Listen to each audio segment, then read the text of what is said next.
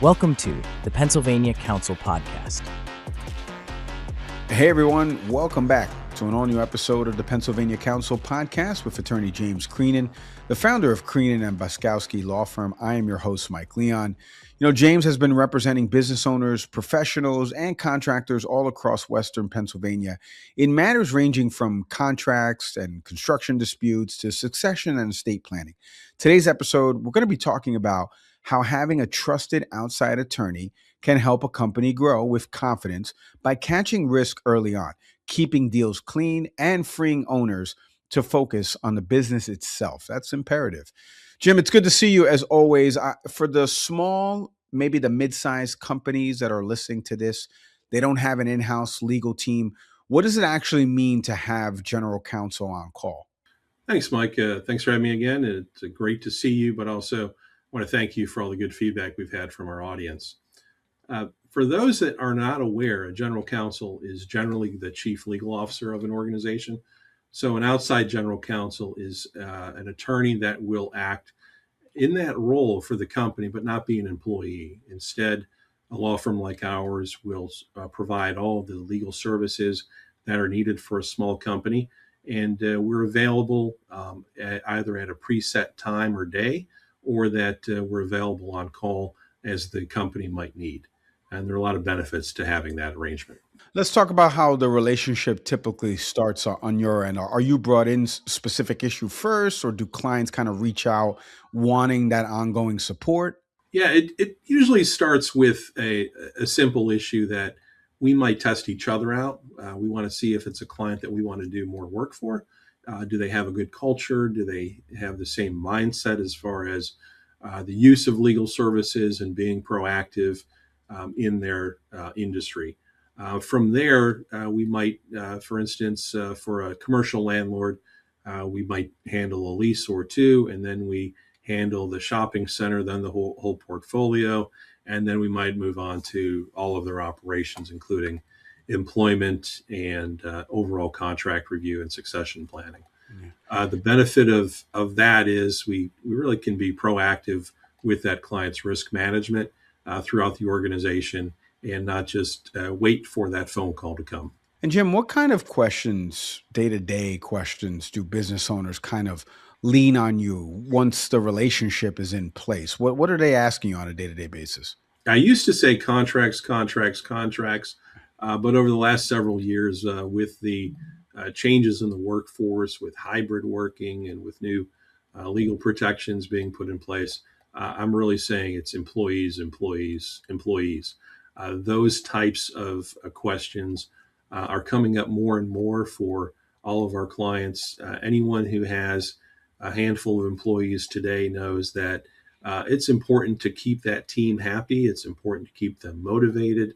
It's important to also discipline employees that don't follow rules. It's important to discipline employees that are causing difficulty in the workplace for other employees. So what we want to do is have those resources available to address. And one of the things that I do is join organizations like SHRM that can give us a little more insight on how to handle HR issues and how to handle anything that our clients might throw at us. Well, let me ask you about that. So you're serving as outside counsel for these companies. How do you kind of balance the line of giving, practical business advice, like you mentioned, versus protecting the client legally? Well, I have a little experience in running my own business here for 16 years. I've also been the attorney for the Chamber of Commerce, which is an organization of businesses.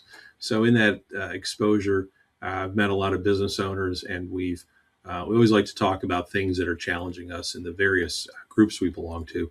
One thing I like to do is talk to the client about how these legal decisions, how these legal actions could impact their bottom line, and how they really can spend the time to harmonize those decisions so that it doesn't seem like a real edict from the legal department, but it seems like a natural decision for the company to make. Oftentimes what we find too is that an entrepreneur or a key leader or just the founder of a corporation does not have anyone at the company to sound off to, anyone to talk to about big decisions. So when we serve in that role as counsel to a corporation, that company leader has another voice, another set of ears that they can talk to about the business and how the decisions that they are going to be making will impact their bottom line. In your experience, what are some of the biggest benefits, or are there big benefits to owners when they hire, let's say, consistent legal oversight rather than hiring different lawyers for each problem that pops up?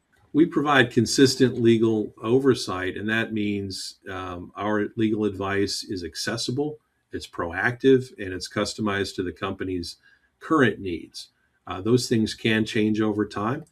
Companies may be in a growth mode and be willing to tolerate certain risks, whereas companies that are trying to survive through difficult economic times may not be willing to take those same risks because of the opportunity for them to face additional and further losses. When we look at that overall, Mike, we want to make sure that we are providing a benefit. We're providing strategic discussions so that our clients have the best chance to succeed. Jim, I mentioned in the intro about the work you've done for Western Pennsylvania business owners. So, for the Pennsylvania businesses out there, what are some local laws or even contract rules that make it especially valuable to understand and have counsel review before they sign anything? Pennsylvania is a very unique jurisdiction in some ways, but what we have seen across the jurisdiction of Pennsylvania has been certain counties and certain cities like Pittsburgh and Philadelphia or Allegheny County have adopted ordinances that will speak to the employment relationship in terms of setting salaries or providing paid sick leave. When our clients are not aware of those situations, they can find themselves into some difficulty. So those are some areas that we counsel our clients and as part of our ongoing relationship. But I also wanted to point out recently the Commonwealth legislature passed a new act called the Crown Act, and it provides protection from discrimination for protected hairstyles and hair textures.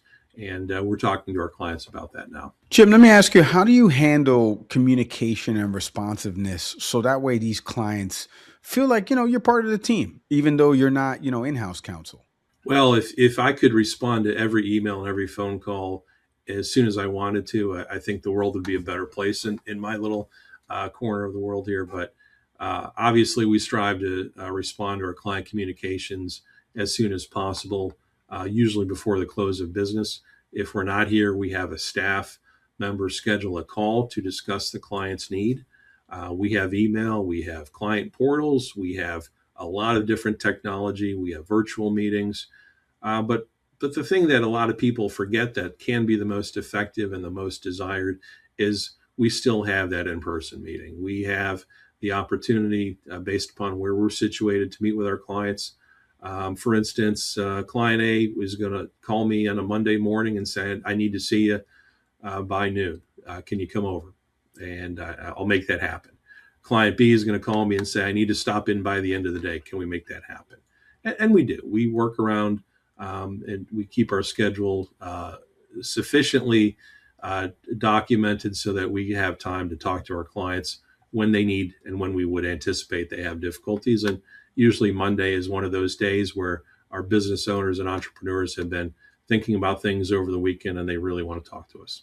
So, Jim, as we wrap and put a bow on this episode, the business owner out there that they're listening to this episode, and maybe they've never had this kind of relationship before, obviously with legal counsel, what's the best way to start building this type of relationship and understanding the cost benefit associated? Well, if you think about the value that a lawyer can provide to your business, that's one way to start thinking about this.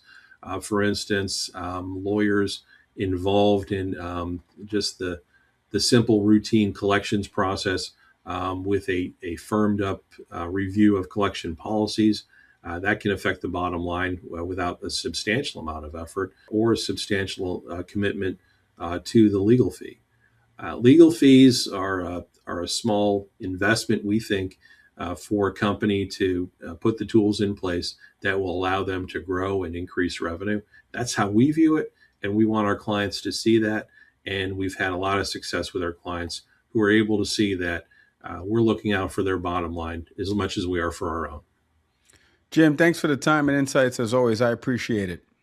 Thank you again, Mike. Look forward to seeing you soon. And that's it for today's episode of the Pennsylvania Counsel podcast. If you want to learn more or connect with Jim and the team over at Creenan and Baskowski, do me a favor, visit cbattorneys.com today.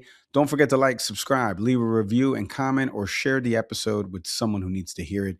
As always, I'm Mike Leon. We'll see everybody next time. Thanks for watching. Be sure to hit that like and subscribe button and leave us a review in the comments.